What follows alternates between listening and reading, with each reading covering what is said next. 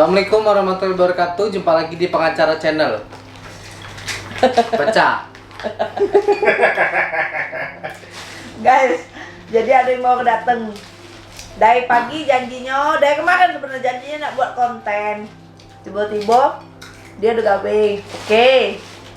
Jam 10 kira dateng lah jam 12. Nggak dateng juga. Udah janjian sama yang lain lagi. Sampai sore ujungnya maghrib. Siapa namanya? Feli. Ya apa-apa sih, memang dia lah ngomong.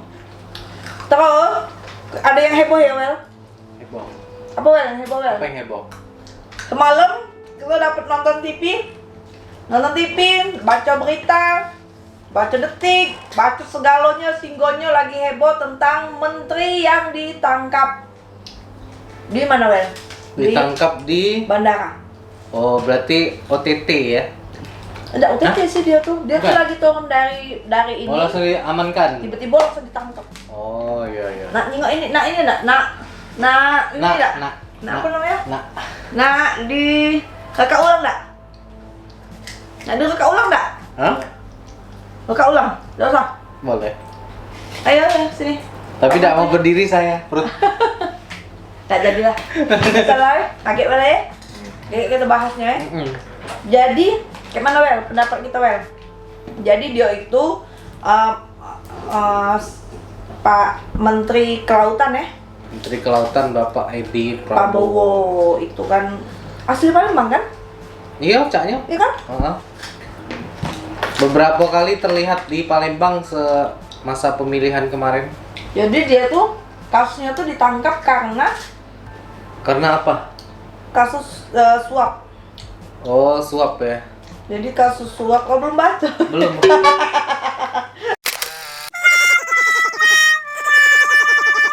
Tidak apa? Ini Lucu ya. ini lucu ya, ini belum baca. Tidak apa? Ekspor impor ini ya. Lobster ya. Ya benar, ekspor benih lobster. Jadi dia tuh diduga menerima suap 3,4 miliar dan 100.000 dolar Amerika Serikat Untuk izin ekspor benih lobster. Oh. Jadi Penggelembungan dana atau kayak ini dia tuh gimana? terkait izin. Jadi Izin. si Pak Edi Prabowo tuh kalau ibarat katanya, nah ketandatangan nih, boleh izin ekspor benih lobster tuh diperbolehkan. Nah dia ngizinkannya. Ada kewenangan gitu ya. Enggak boleh. Mungkin kayak itu sih nih nyok. Terus apa lagi ya? Berapa nilai kerugian negara, keuangan negara? Menerima suap. Dia menerima suap 3,4 miliar. Menerima suap ya. Dari mana menurut kau seorang menteri ini pertama kalinya ya? Benar enggak? Pertama kalinya menteri yang masih menjabat. KPK. Iya kan ditangkap KPK untuk pertama kali ya? Di era kepemerintahan yang baru. Iya, benar, Pak. Pertama kali. Padahal informasinya beliau pernah bilang anti korupsi. ke Presiden Jokowi ya, disayangkan sekali. Terus juga kan yang ditangkap tuh dia juga ditangkap bersama istrinya.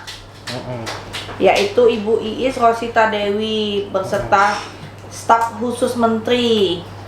Banyak Kalau yang banyak ditangkap. ya? Banyak yang ditangkap. Kalau udah pakai baju oranye itu udah tersangka ya. Terus biasanya. yang aku baca juga terakhir ini sore ini Pak Edi juga bersedia untuk mengundurkan diri dari jabatannya. Karena dia sudah merasa malu, katanya membuat malu dan dia meminta maaf ya Misal, ya. kepada presiden. Kita Tanggapan terima minta maafnya. Cuma tapi dia minta maaf sama kita dia Wel. Hah? Dia minta maaf sama kita. Pendapatnya apa ya? Itu kalau sempat baca tadi sore, awal mulanya yang ini ya, di penyidik KPK tuh menelusuri ini kegiatannya waktu beliau ke Amerika atau kemana? Iya, ke Amerika, di Amerika Serikat. Beli Hermes, Iya, beli dia apa itu? beli jam Rolex, tas Tumi, tas LV, baju Old Navy. Jadi dibelinya di situ, duit itu dibelanjoinnya langsung. Ngapa jam Rolex itu mahal emang? Wah, Ada yang 1 M, ada yang 2 M. Punya saya yang di rumah 2 M. Paling murah jam Rolex tuh paling murah, ada 100 juta paling murah. 180 ada. Tapi kan ini Saya punya jam Rolex 2, punya cita-cita untuk punya. mau punya cita-cita. Jadi sebenarnya kayak gini ya guys. Kami ikut inilah, prihatin lah guys. Ada anaknya Welly. Itu masuk lah, tuh. Nah. Ya kita sungguh prihatin ya, kita sedang masyarakat sedang masa menghadapi pandemi corona ini. Ada pejabat negara yang Diduga menerima uang suap itu melakukan hal demikian demi kepentingan pribadi yang istilahnya tuh membeli barang-barang mewah dengan cara menerima suap. Padahal negara kita lagi pandemik yang seperti kata Welly tadi. Semoga yang ini kejadian yang pertama dan terakhir kali ya. Jangan sampai ada lagi. Jangan lupa kembali ke hasil penyidikan. Ya, benar. Ini Cuma kan kalau- masih diduga, Wel. Masih diduga, jadi belum tentu benar. Kalau memang belum putus kayak itu. Walaupun mungkin penyidik KPK punya bukti yang kuat. Tapi biasanya kalau sudah ditangkap dan juga sudah konferensi pers dan sudah minta Iya, maaf, maaf. secara tidak langsung dia sudah mengakui kan sebenarnya kan kalau Ada udah perbuatan memperkaya diri ya. gitu aja sih sebenarnya, nggak ada yang di ini karena Itu kita masih ancaman mengikuti. pidananya? Ancaman pidana Ada, dia udah kita baca. suap pasal 12 ayat 1. Sebenarnya itu salah ya, bukan 12 ayat 1. Jadi? Tapi pasal 12 huruf A ya. Betul. Bukan pasal 12 ayat 1 huruf A, tapi Iya, pasal iya. 12 huruf A. Bener kan? Dan iya benar. Dan itu Pak Edi dan KPK tuh menetapkan 7 orang tersangka dalam kasus ini ya. 7 Ini orang Pak tersangka. Edi, Sapri, Siswadi, Ainul, Suhardito, Andreau dan Amiril. Nah, yang disangkakan dengan penerima suap itu Edi, Sapri, Siswadi, Ainul, Andreau dan Amiril tadi. Sedangkan Suhardito selaku tersangka pemberi suap berbeda lagi, disangka melanggar pasal 5 ayat 1 huruf A atau B atau pasal 13 Undang-Undang Pemberantasan Tindak Pidana Korupsi Junto pasal 55 ayat 1 ke 1 KUHP Junto pasal 64 ayat 1 KUHP. Artinya penerima dan pemberi itu berbeda. Berbeda apa? Wel? Kalau berbeda ini pengaturan sama pembinaannya. Betul.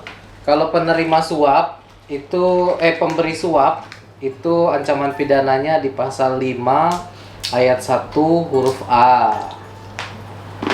Kalau untuk pemberi suap. Kalau untuk penerima suap itu di pasal 12 huruf A atau pasal 5 ayat 2 junto pasal 5 ayat 1 huruf A dan B. Itu untuk penerima Pemberi. suap yang berkedudukan sebagai pegawai negeri atau penyelenggara negara. Ya, ada lagi tambahannya. Yang mana pemberian dalam bentuk uang, janji, hadiah itu digunakan dalam rangka untuk menggerakkan ya. Menggerakkan pejabat atau penyelenggara negara tersebut untuk melakukan sesuatu yang bertentangan dengan kewajibannya atau di luar kewajibannya dalam jabatannya ya, semacam itu Ya. untuk menggerakkan. Tapi istrinya Pak Edi tadi dibebaskan ya karena memang tidak cukup bukti untuk menahannya. Jadi dia memang dibebaskan. Cuma sementara waktu pertama kali penangkapan ikut serta dulu, tapi setelahnya dibebaskan. Diamankan dulu ya, diminta keterangannya. Ya kita ikutin dulu sampai mana kelanjutan kasus ini ya, Wel. Jangan apa, Wel?